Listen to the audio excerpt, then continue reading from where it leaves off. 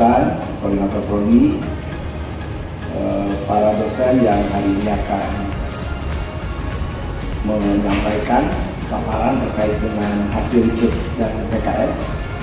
Tentu yang saya muliakan para tamu undangan, baik dari instansi pemerintah, dinas-dinas, ya, maupun dari industri atau dari SMK.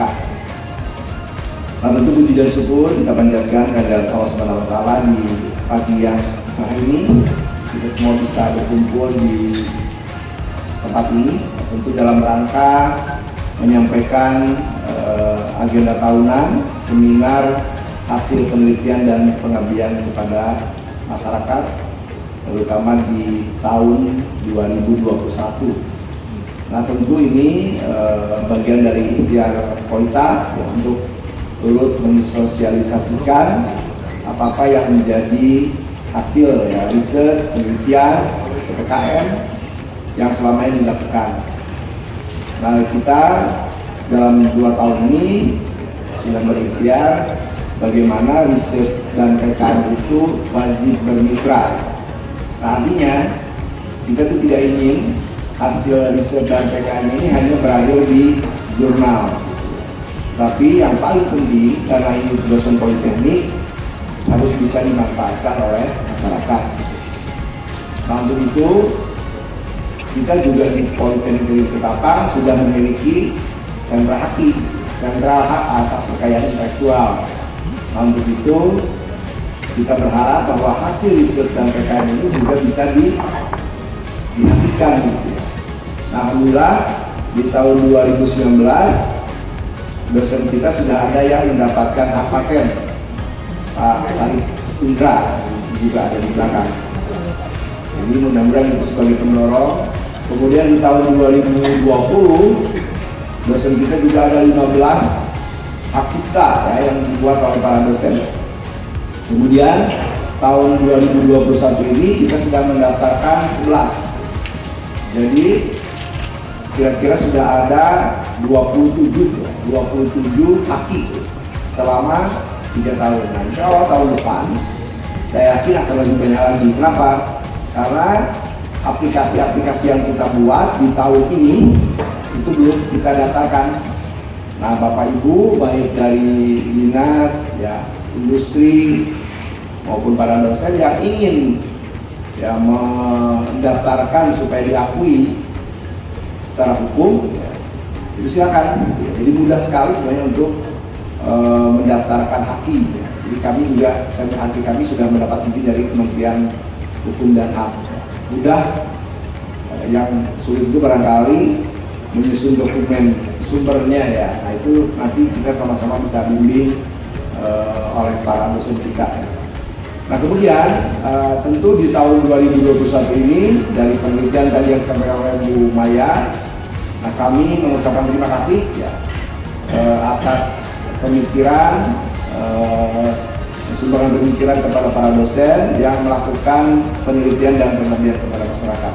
Tapi di satu sisi juga kami mohon maaf barangkali kepada para industri yang memang bermitra, ya, misalnya DPM PTSP dan Sekretariat Dewan, ya, yang penelitiannya belum sempat kita launching di tahun ini, ya. Tapi nanti hasil penelitiannya itu akan termasuk salah satu yang dikabarkan hari ini. Nah, insya Allah bulan Januari barangkali Pak di Sekwan dan DPM PTSP ini bisa kita sama-sama launching, ya. Jadi aplikasi yang dibuat oleh teman-teman untuk mensupport sistem layanan terpadu di DPM PTSP dan sistem informasi manajemen di Sekwan. Kemudian tahun depan atau tahun anggaran 2022 itu kita merubah sistem risetnya itu, yang dalam artian ini akan dikonekkan dengan sistem pembelajaran, ya. Di tahun 2022 itu kita mencoba untuk menerapkan apa yang disebut dengan project based learning, pembelajaran berbasis proyek, pembelajaran berbasis masalah, gitu. Caranya bagaimana? Caranya dalam rentang waktu bulan Desember dan Januari, nah, Bapak Ibu yang memiliki problem itu bisa didaftarkan ke Polita. Nah, begitu juga saya 2 hari ini, ya, baru pulang jam 11 malam tadi, saya ke Pemda KKU juga. Nah, jadi kami itu menyebutnya belanja masalah. Nah, gitu. Kalau sekarang itu lagi musim belanja, maka para dosen termasuk institusi Politab itu kita belanja masalah. Nah, belanja masalahnya itu nanti akan diupload di Simasbro. Nah, kami sudah memiliki sistem namanya sistem pembelajaran berbasis proyek. Nah, kita sebut Simasbro. Di Simasbro itu dipatenkan kami, ada patang gitu kan. Nah, nanti lewat itu akan dimasukkan dalam proses pelajaran. Jadi hasil-hasil riset Bapak Ibu itu atau problem-problem Bapak Ibu itu bisa masuk di situ dulu. Nah, baik itu permintaan dari luar, bisa contoh saya dari Pemda KKU sudah meminta misalnya gini, sumber daya KKU itu luar biasa, tapi PAD-nya rendah gitu. Nah, ini mau diteliti, dikaji apa sih problemnya. Nah, gitu, ini ya salah satu contohnya misalnya. Atau misalnya bagaimana tentang sistem perlindungan anak misalnya dari kejahatan-kejahatan yang ada, bagaimana buat aplikasinya. Nah, ini malam tadi sudah kita diskusikan bersama-sama. Nah, tentu tahun 2022 saya ingin mahasiswa Politab itu ikut lomba robot, lomba robot nasional. Nah, nanti lomba robot pun bagian dari proyek presiden dimasukkan tuh, lomba jembatan. Nah, saya berharap tahun depan itu Politab belum punya pagar, dimasukkan di proyek presiden. Jadi para mahasiswa nanti nyusun perencanaan, nyusun pelaksanaan, nyusun pengawasannya, jadi bahan pembelajaran. Nah, begitu juga ada 3 pos satpam. Nah, tahun depan itu saya ingin setiap pos satpam itu menggunakan listrik tenaga surya. Masukkan juga ke proyek presiden. Jadi masalah kita baik secara internal maupun eksternal, nah kita masukkanlah di proyek presiden. Jadi proses pembelajaran, jadi mahasiswanya itu kuliahnya enggak dibawa ke dunia hayalan gitu ya, nggak ngarang gitu, tapi benar-benar mahasiswanya itu kuliah menghasilkan produk. Nah, ini kan akan luar biasa gitu. Nah, nanti mungkin bisa bersinergi juga dengan dari industri ya, Pak Asgar. Jadi dari Sinarmas, apa sih problem? Mungkin ada ilmu yang ingin diteliti gitu terkait dengan yang mungkin di industri lebih hebat lagi, tapi paling tidak ada dari sisi edukasi. Nah, silakan mungkin saya ingin satu kegiatan, nah kita daftarkanlah ya, mungkin nanti Pak Tanto bisa mengambilnya dengan Pak Laro. Nah, kita daftarkan, nah kita jadikan PBL di kami itu. Nah, dalam proses pembelajaran sekarang itu tentu kami memiliki anggaran juga untuk itu. Nah, sehingga kerjasama ini jangan juga diartikan sebagai sebuah beban gitu, tapi harus sebuah solusi. Nah, jadi saya rasa dana yang dialokasikan untuk riset di tahun ini mungkin sekitar tahun depan mungkin sekitar 1 miliar itu bisa lebih berdaya gitu, lebih bermanfaat dan memberi hasil gitu. Jadi mohon Bapak Ibu semua para dosen digelorakanlah belanja masalah tahun depan. Jadi kita akan menghidupkan belanja masalah jadi proyek learning gitu. Nah, ini akan sangat bermanfaat gitu ya. Dan silakan di Politab saya rasa UMKM juga mau kita support gitu. Di para dosen kita sudah lulus sertifikasi untuk para pendamping UMKM gitu. Dan kita wajibkan seluruh dosen dan teknisi harus memiliki sertifikat kompetensi. Jadi bukan hanya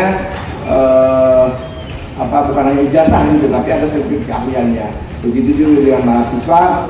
Nah, tahun ini sudah kita lengkapi seluruh dokumen untuk LSP, lembaga sertifikasi profesi. Jadi teman-teman di industri ketika mahasiswa Politab daftar bukan hanya berbekal ijazah gitu ya, tetapi tentu ada sertifikat kompetensi yang diakui oleh Badan Sertifikasi Nasional. Nah, itu barangkali ikhtiar yang bisa dilakukan, dan berkomunikasi dengan industri dan dunia kerja itu menjadi hal yang mutlak yang harus dilakukan. Nah, tentu sekali lagi kepada teman-teman dosen ya, para wadah. Dengan buku sendiri itu kita dapat kenali berdasarkan komposisi mineral dari sifat teksturnya. Jadi kalau kita ngomongin batuan beku, nah sebenarnya dia bisa dikenali berdasarkan warna dan juga tekstur, di mana warnanya itu dari mulai terang sampai sangat gelap atau kita sebutnya ultramafic. Dan untuk teksturnya sendiri, nah dia ada yang berongga, ada yang fenolid, jadi cukup banyak sebenarnya tekstur yang ada pada jenis batuan beku itu sendiri. Nah, tujuan kami adalah sebenarnya bagaimana kita dapat menghasilkan sebuah sistem yang dapat mengidentifikasi batuan beku yang nantinya kita bisa jadikan dasar kita dalam menganalisis sebenarnya ada kandungan mineral apa aja yang ada pada batuan beku tersebut. Nah, di sini